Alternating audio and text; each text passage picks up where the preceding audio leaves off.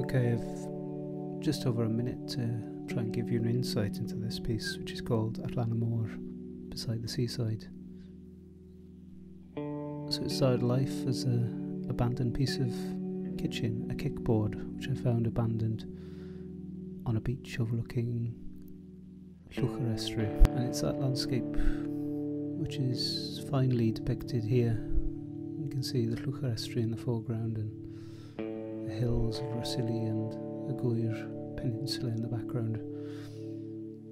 But it's made up of a series of layers of meanings, text and ideas which have been washed over by tides of pigment and mixed media.